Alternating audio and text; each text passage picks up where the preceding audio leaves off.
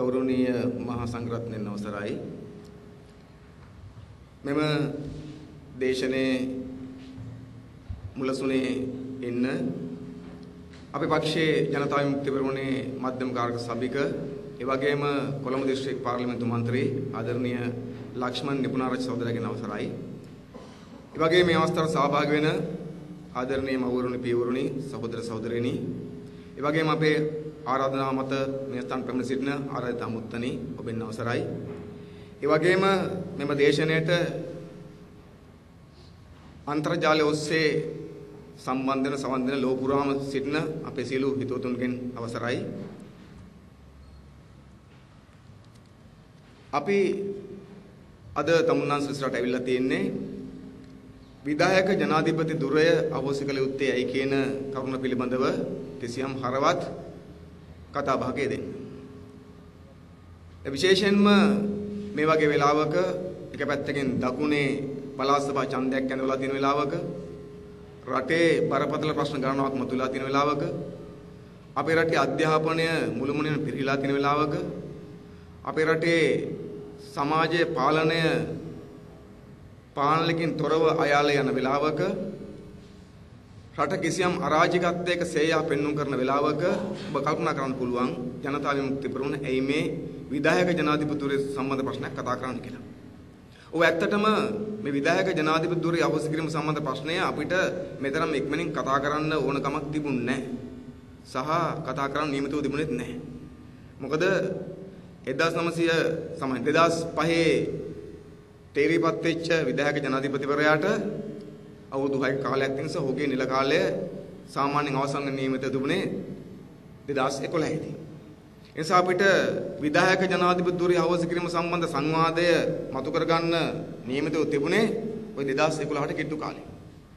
එහෙම තියෙද්දි අපිට ටිකක් ඉක්මනින් මේ සම්බන්ධ සංවාදය මතු කරන්න සිද්ධ වෙලා තියෙනවා. එහම සිද්ධ වෙලා තියෙන වෙන කිසිවක් නිසා නෙවෙයි. වර්තමාන ජනාධිපති මහින්ද රාජපක්ෂ මහත්තයා තමන්ගේ වසර 6ක නිල කාලය අවසන් වෙන්න කලින් ව්‍යවස්ථාවේ තියෙන தත්ත්වය පාවිච්චි කරලා වසර 2කට කලින් ඉක්මන් ජනාධිපතිවරයෙක් තියන්න දැන් සූදානම් වෙනවා තීන්දුව කරලා තියෙනවා.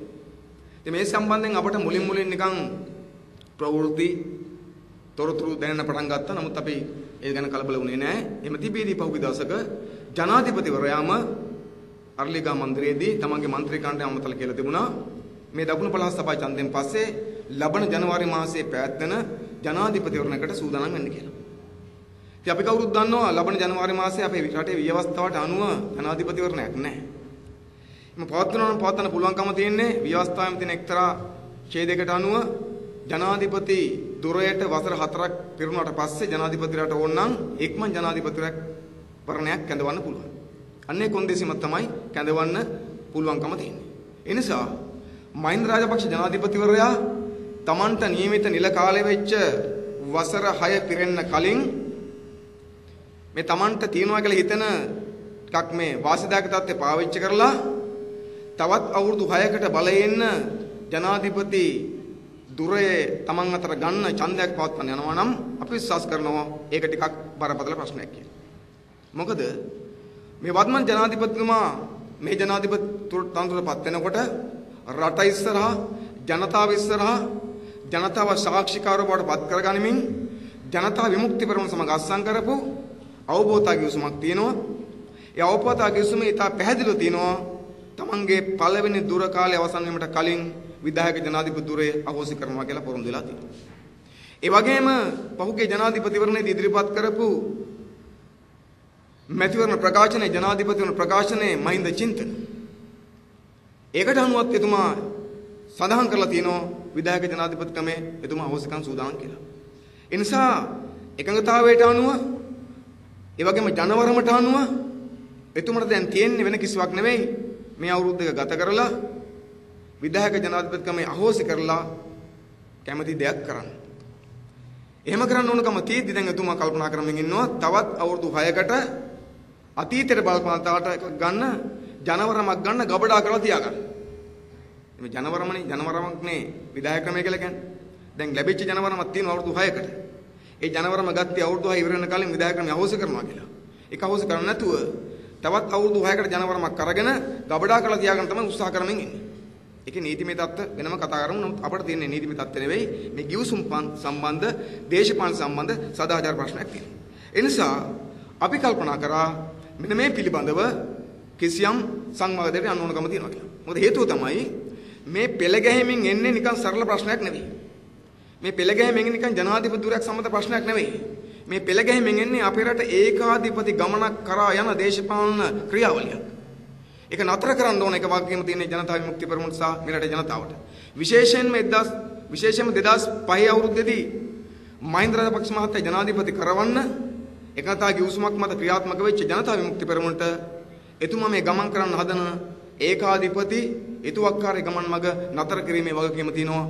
ඒ වගකීම ඉටු කිරීමට අපි බැඳලා ඉන්නවා.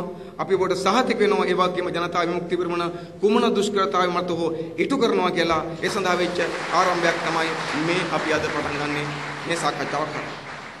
දැන් කල්පනා කරලා බලන්න. මහින්ද රාජපක්ෂ මහත්තයා මොකද්ද මේ කරමින් ඉන්නේ?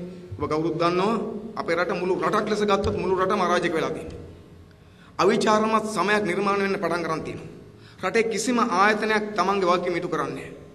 රටේ කිසිම ආයතනයක් වැඩ කරන්නේ නැහැ හරියට. හැමතැනම තියෙන අසමත්කම්. හැමතැනම තියෙන අසමත්කම්. අපේ රටේ පරිපාලනය බිඳ වැටිලා. අමාත්‍යාංශ අවුලෙන් අවුලටපත් වෙලා. අපේ රටේ නීති ආධිපත්‍ය බිඳ වැටිලා. අපේ රටේ සදාචාරය බිඳ වැටිලා. මුළු රටම අවුල් ජාලයක් වෙලා තියෙද්දි මහින්ද රාජපක්ෂ මහත්තයා අර මීට කලින් ලබාගත්තු යුදමය ජයග්‍රහණයක් වෙන්දේසි කරමින් ඒක අතේ තියාගෙන ඡන්ද දින යනවා. ඔබ කවුරුත් දන්නවා පහුගිය කාලේ අපේ රටේ බෙදුම්වාදී ත්‍රස්තවාදයේ පරාජයපත් කළා ජයග්‍රහණයක් ලැබුණා. සන්නද්ධ හමුදාවන්ගේ කැපකිරීමෙන් ජනතාවගේ කැපකිරීමෙන් ජයග්‍රහණයක් ගත්තා. ඒ ජයග්‍රහණයේ අයිතිය තමන්ගේ භුක්තියට ලියාගෙන ඒක පෙන්න ඡන්ද දිනමින් යනවා.